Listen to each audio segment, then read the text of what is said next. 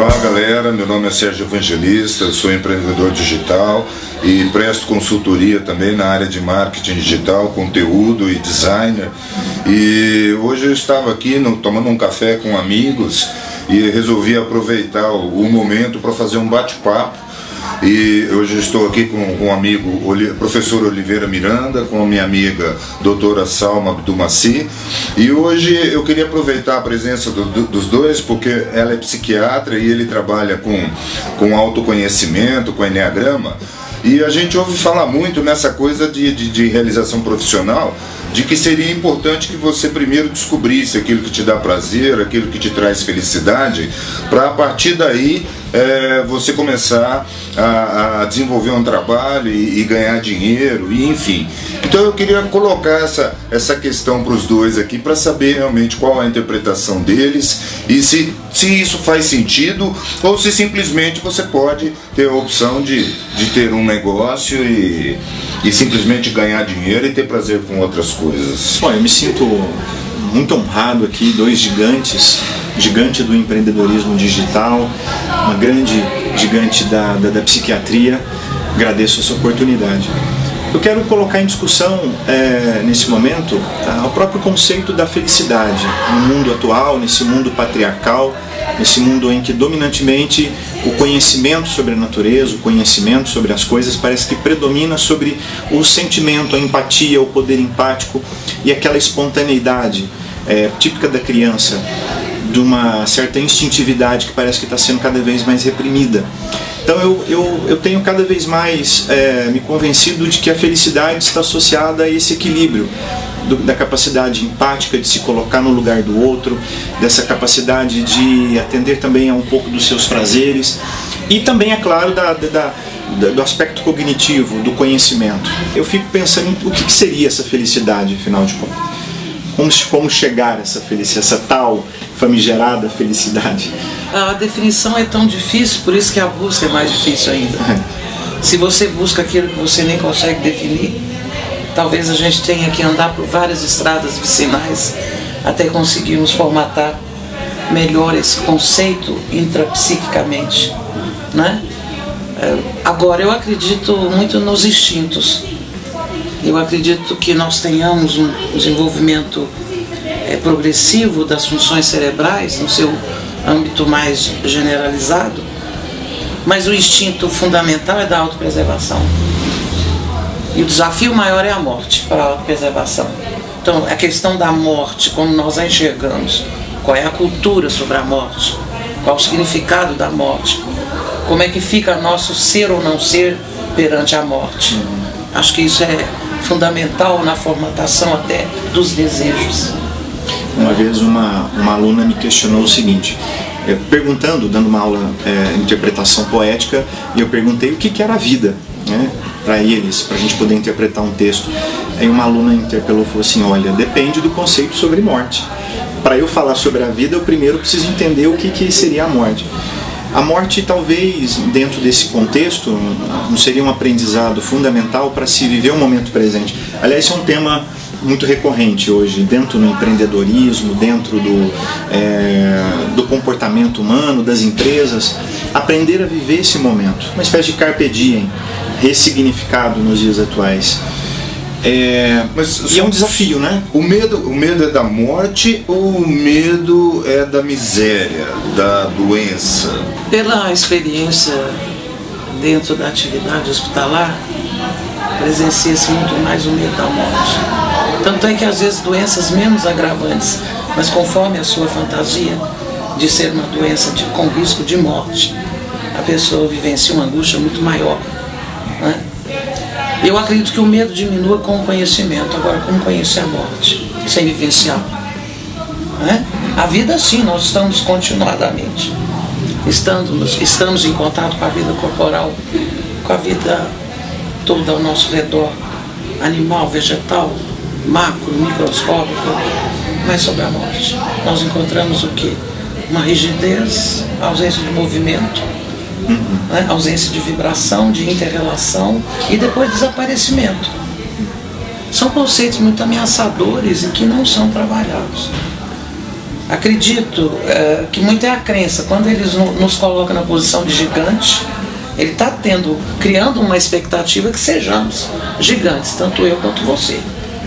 Né? E se me interessa a preservação dessa relação, talvez eu queira me sentir um gigante para que ele me veja do jeito que ele quer ver.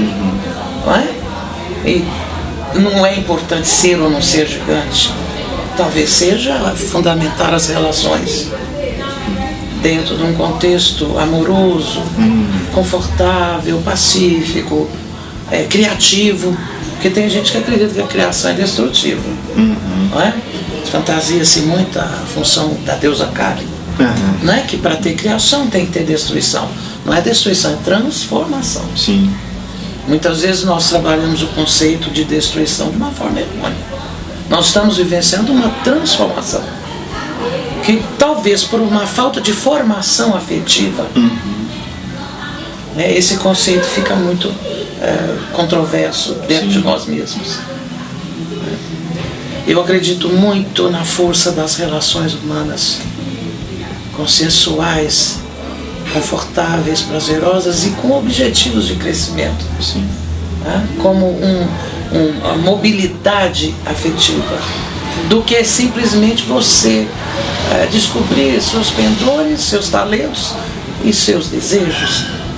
Porque você pode gastar a vida toda formatando esse autoconhecimento e tentando atingir essas metas e esqueceu do principal, que o ser humano é gregário. Sim. E aproveitando, e nós doutora, precisamos das relações para sentirmos a vida. Fazendo um paralelo perfeito da questão da mitologia dos deuses, Dionísio, não está faltando um pouco mais de Dionísio? Quando eu falo Dionísio, a questão dos instintos, nós valorizamos muito a sociedade apolínea, do conhecimento, da racionalidade, do domínio sobre as coisas, essa mente patriarcal que a gente conversava agora mais cedo, até para pensar um pouco da felicidade. E parece que reprimimos muito o prazer, o instinto, a confiança na vida, a confiança na natureza, na força das coisas, inclusive para amenizar a própria ideia da morte.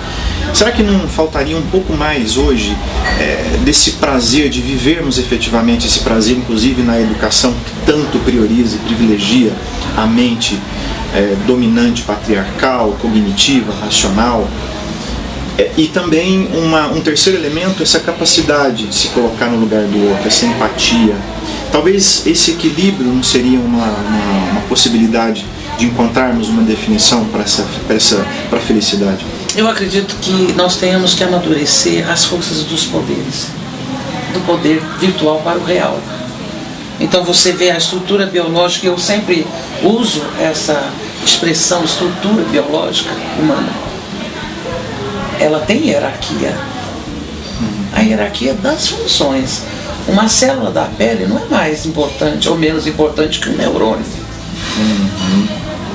Sem neurônio, o corpo pode não funcionar, ou se funciona de uma forma desorganizada, mas tem que tirar toda a pele de um corpo, ele não vai sobreviver. Sim. Somos interdependentes na nossa diversidade. E existe uma falsa noção de democracia com anarquia. Nós temos hierarquias em todos os sentidos. E como lidar com a hierarquia sem perder o significado? Porque de repente a interdependência dos pulmões com o coração pode haver uma rebelião, não funcionaremos separados. E nesse funcionar separado, toda a estrutura biológica não vai ser possível continuar viva. Não é?